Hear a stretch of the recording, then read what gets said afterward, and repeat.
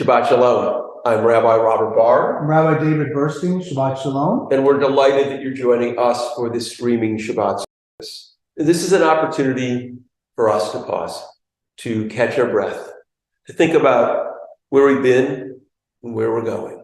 So let the Sabbath be a time for believing in what could be and seeing with new eyes. In this serious world, let us take ourselves less seriously. In these harsh times, let us listen for a soothing word. While the world around us unfolds in an instant, let us judge each other a little more slowly. Let the Sabbath shine a light into a corner of ourselves where hope is renewed. Let us remember a reason to be joyful, a way to be gentle. Let the Sabbath be a time for opening up, and let us find strength in our dreams and trust in our strength. Again, Rabbi Robert Barr, Rabbi David Burstein, of Congregation Beth Adam, which is in Loveland, Ohio, part of Greater Cincinnati, our Jewish community, which is our online initiative, which began over 13 years ago.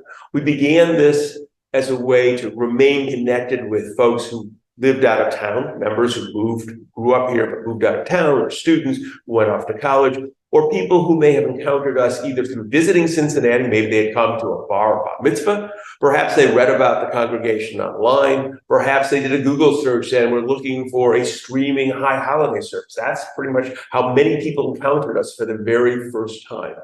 And we began to appreciate the power of the internet, the ability to connect with people literally around the world. When the pandemic came, it became even more important when we were socially distancing, even within Cincinnati. We weren't gathering here for services. We were on Zoom. Yeah. And it allowed us to be connected. And now we're continuing to use the technology because we recognize that there is an opportunity, that you can be part of our community through the internet. But it's important to remember that the internet, Zoom, are all tools, just like a microphone or a megaphone is a tool. It isn't the point. It's a way for us to share what we're doing. The real point of what we're doing is the voice of Judaism that we've been giving expression to here at Congregation Beth Adam for over 40 years. A bold, dynamic Judaism. A Judaism that doesn't simply want to repeat and mimic the behaviors or words of our ancestors, that recognize that our responsibility is not to the past. Our responsibility is to the future. We need to be more concerned about our descendants and what we are leaving them than our ancestors. Our ancestors created a Judaism that was reflective of who they were and what they believed. And it's incumbent upon us to do the same, to create a Jewish voice and a Jewish experience that incorporates the knowledge that we have, knowledge that our ancestors simply did not have access to. We are seeing literally the edges of the visible universe with the Webb telescope. Our ancestors didn't know where they were on the planet. We need to bring those images that the Webb telescope has shown us and say, what does that say about what does it mean to be a modern human being? What does it mean to be human? And we need to create that and infuse that in our services. And that's what we've been doing here. Judaism that brings together the best of thinking about human responsibility, reshaping the language. And you're part of that by joining us tonight. The technology lets you do several other things that traditional bricks and mortar services don't do, though we do both. One, you can time shift. You can join us anytime it's convenient. You just don't have to squash the service at 7 o'clock. Our bricks and mortar service, we do those at 7. And if you're late, you're late. But you can always restart us, go back in time. You can watch us twice. That's exciting. You can chat during services as well. We don't encourage that when you're in the sanctuary or in the library. We're streaming services tonight, but you can chat with one another. Be welcoming, be kind. Let us know where you're participating from, because this is a community and we want everyone who joins us to feel comfortable and safe. So we're going to continue our service with the lighting of the Shabbat candles. Night seeps up from the ground and light falls from the stars, distant, icy, ancient beyond all who came before. But the light of the Sabbath is warm. The light of the Sabbath is ours. The light of the Sabbath is of this time, of this place, of lives that know the past only in a dream. As we kindle these lights, we create a place of warmth. As we kindle these lights, we welcome this time for reflection. As we kindle these lights, we stake our claim, and while these lights burn, the time is ours. Baruch Haor Ba'olam, blessed is the light within the world. Baruch Haor Ba'adam, blessed is the light within each person. Baruch Haor B'Shabbat, blessed is the light of the Sabbath. So we've lit. It's Been a long day. It's been a long day. We lit. Thank you. I knew there was a word there. You had the right letters. There had letters there. They weren't necessarily in the right order. So the Shabbat candles are lit, and we're going to light the Hanukkah menorah, the sixth night of Hanukkah. And actually, before we light it, we should say this is really a Hanukkah. That is the technically correct name for the actually 9-branched menorah. The middle candle, the highest candle, is a shamash. That's the helper candle that we use to light the other candles. And then the 8 candles represent the 8 nights of Hanukkah. And there are 7-branched menorahs, and this can become a 7-branched menorah. Just realized. Did you put too many candles? I put too many candles. Okay, there you go. There you go. Perfect now. There you go. Perfect. Thank you. Sorry. So, see, I just how many rabbis to take it with 6 candles in the Hanukkah menorah? I was getting excited for the 7th night. Okay.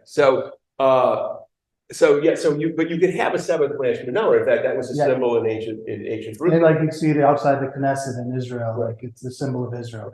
And so their menorahs or Hanukkahs take lots of shapes now. There's a lot of artistic ones, and this one I really like because you can play with the way the arms are played. So we're going to light for the 6th night of Hanukkah now that we've made the appropriate correction to our menorah. And you can join us if you have your own menorah at home as well. As we light the shamash, it evokes for us the magic of the past, the stories of ancient rites, the legends of Hanukkah, and the strength and wisdom of our people. For Hanukkah is about legends. After 3 years of fierce combat, the victorious Maccabees re-entered their temple. They were shocked and dismayed by what the Syrians had done. The temple had been burned and robbed. Pigs had been sacrificed upon the holy altar. The Maccabees cleared the temple of all the debris, swept its courts clean, and prepared the sanctuary. For 8 days, they celebrated a service of rededication. Much later, in order to explain the 8 days of the celebration, the rabbis created this legend. Now, I'm going to read a legend now. I want you to remember this is a legend. It's a story. It's a myth. It isn't true, although many of us grew up thinking that this story was true. It's not true. When the Maccabees prepared to rededicate the temple, they discovered only enough oil to light the holy lamp for one day. Messengers were sent behind enemy lines to find more oil. When they returned, they were greeted by the sight of the lamp still burning after 8 days. The legend tells us that a miracle had occurred, that the oil had lasted not for 1 day, but for 8. As we light these candles, we appreciate the stories of our past. Baruch Haor Ba'olam, blessed is the light within the world. Baruch Haor Ba'adam, blessed is the light within each person. And Baruch Haor B'Hanukkah, blessed is the light of Hanukkah.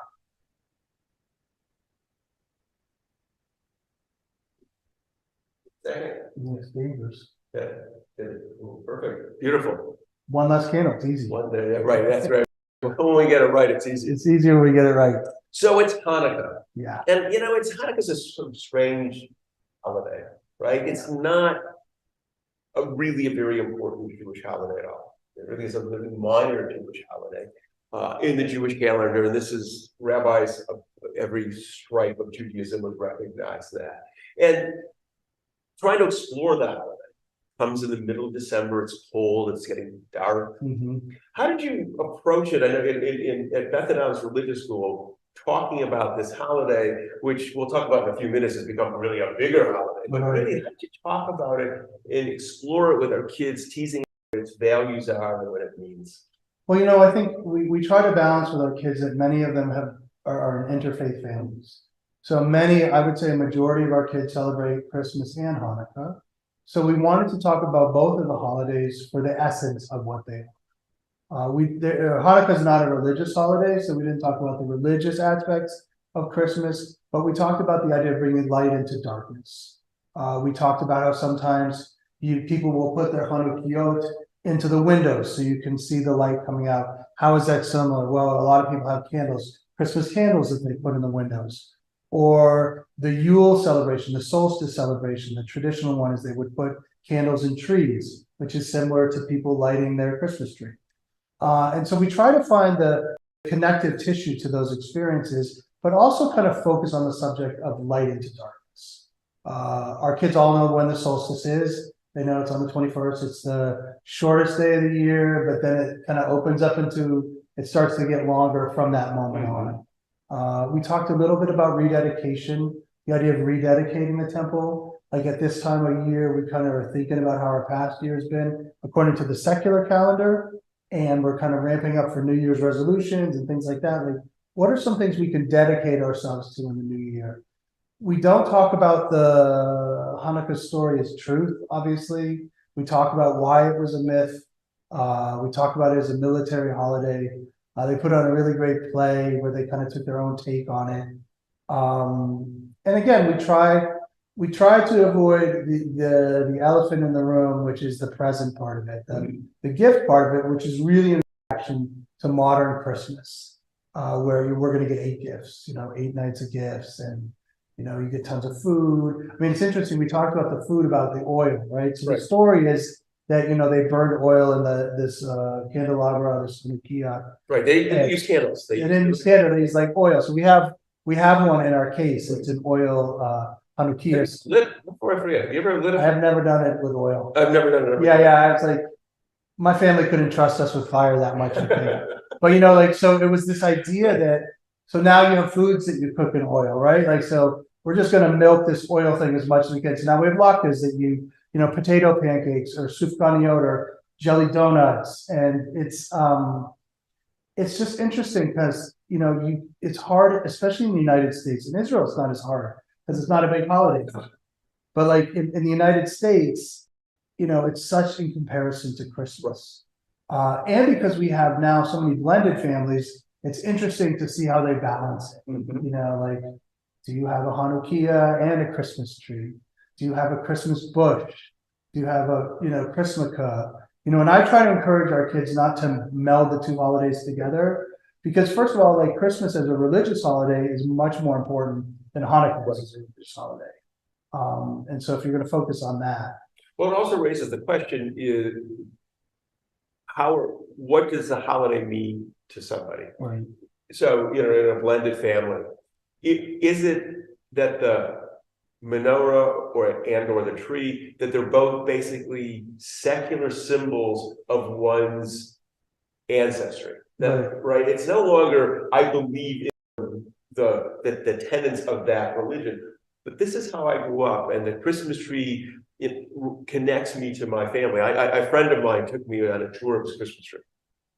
It was all the ordinances were a historical connection to different family members and him growing up as a kid. Now, he didn't talk about religion and the birth of Jesus. He talked about family and that this connected to this was a connection. And in fact, I've met people who've adopted Judaism or converted to Judaism who still like having their Christmas tree. Sure. Even though they left the religious symbol, they still were connected to that sense of family that the Christmas tree represented. So, it's oftentimes people, sort of the Jewish community can get prickly about it because they say, oh, that's a religious symbol.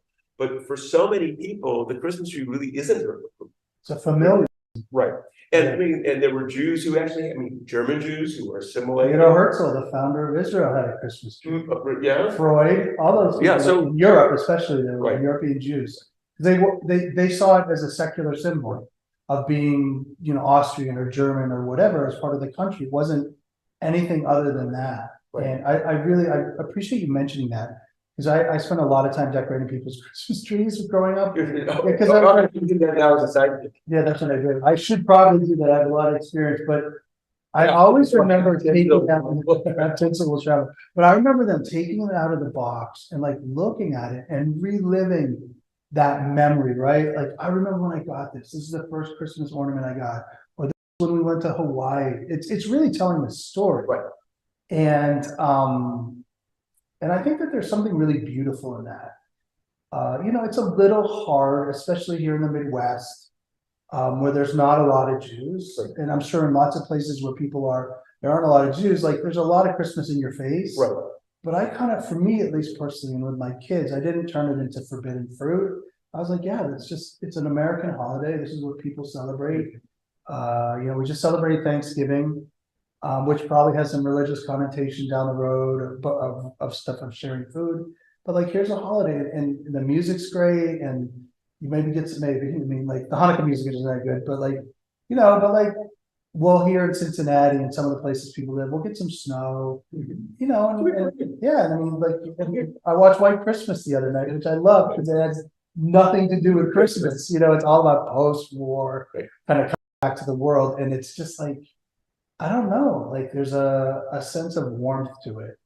And I think to ignore it or turn it into forbidden fruit is really hard. Right. And unfortunately it becomes a competition. Right. And we lose the competition.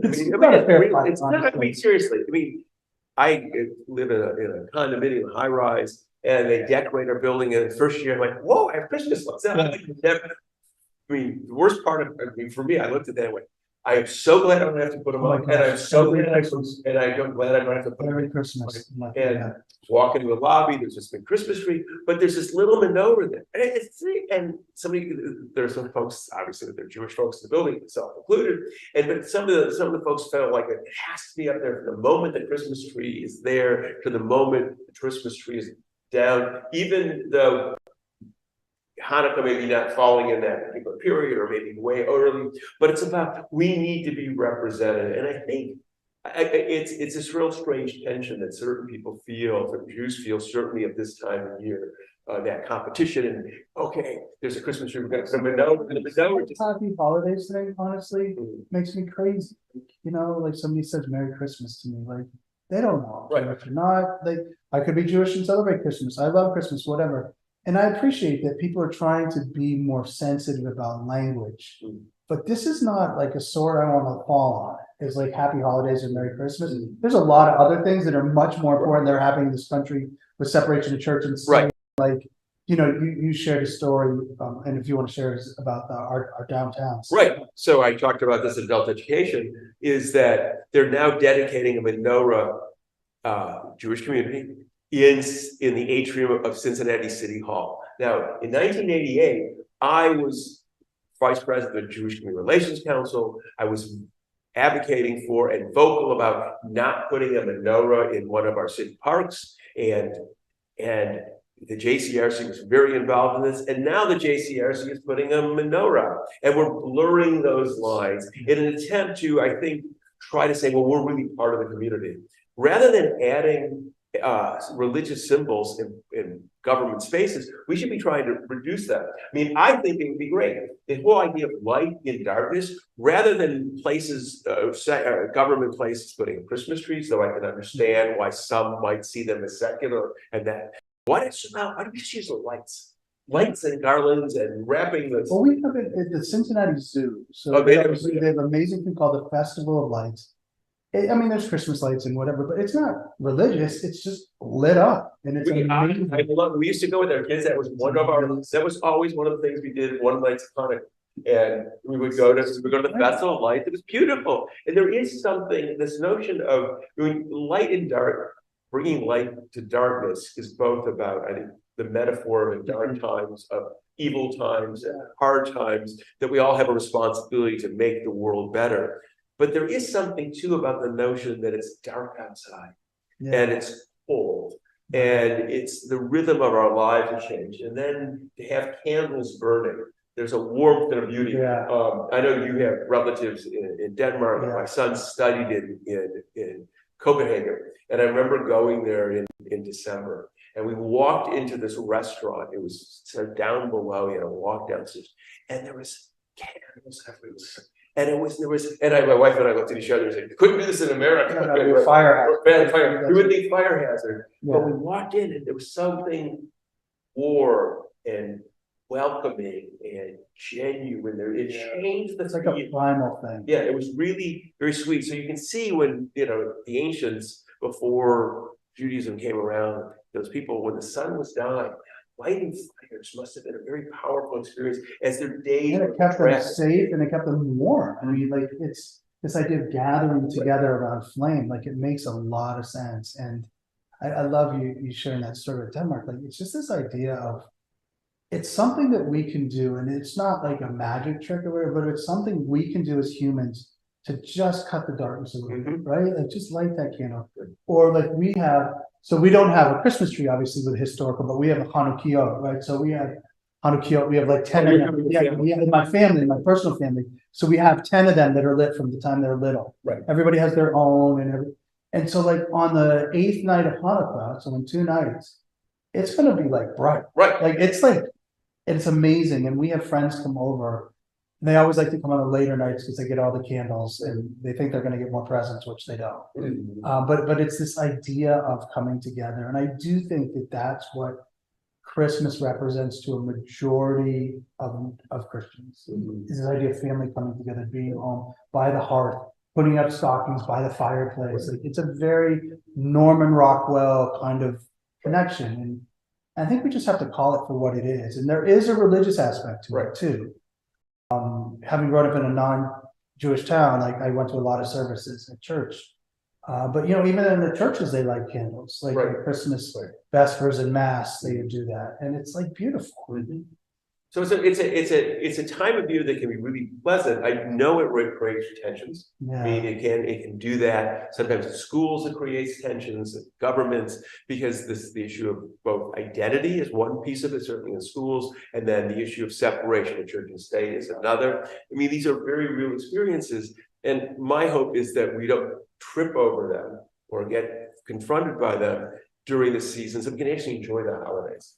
And overreact. I mean, that's. I'm sorry to interrupt with you, but like, or overreact to it. So as I said, somebody say Merry Christmas to you. Okay, thank you. Merry Christmas to you, or Happy Holidays.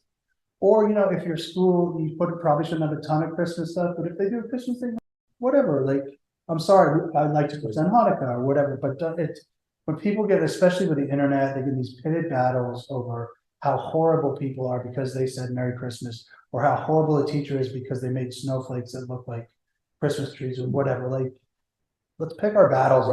Right. Yeah, this is not. Yeah. And I will always advise people: you don't argue about Christmas at Christmas time. If you want to talk about what the curriculum should be, you do that in August. Right. You do it in August. But this is the time for us to celebrate, light candles, to be with friends, to eat latkes if you like latkes. Latkes are good. The house smells bad, but latkes are good. House smells bad. We've talked about that. Or sufganiyot, which are jelly donuts. That's what you find in Israel. It's when I lived in Israel, they all of a sudden just appeared at the kiosk. It's weird, yeah. Because it was not something that I knew about having grown up in Detroit. It's not something they cook a lot there. Like, it's like a weird. I don't know where they get that. And they were really recent. I don't know about when I was in Israel in '76. They were they take the oil seriously. They took the oil. Well, it's like all their foods. Like, all their fats are really fat. It's like, yes. Yeah. So, enjoy that. Maybe you have a family tradition of eating some particular food at this holiday season. Yeah. Different people have different styles, because food that's also family. But a lot of times when you see a food at the table, it evokes for you somebody who used to make that food. Yeah, and recipes. Right. Yeah. That was Grandma's recipe. Yeah. We don't eat it anymore, but it was Grandma's. We don't know how she made it, actually. Or the chopped liver. We need to have that. Yeah, that's right. It becomes symbolic. So, it's a great holiday. We hope you enjoy the holiday of Hanukkah.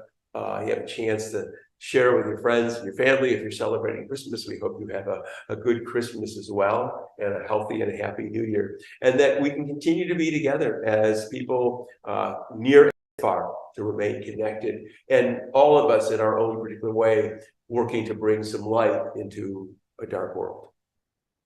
So we're going to continue our service with the sharing of wine or juice, whatever you have.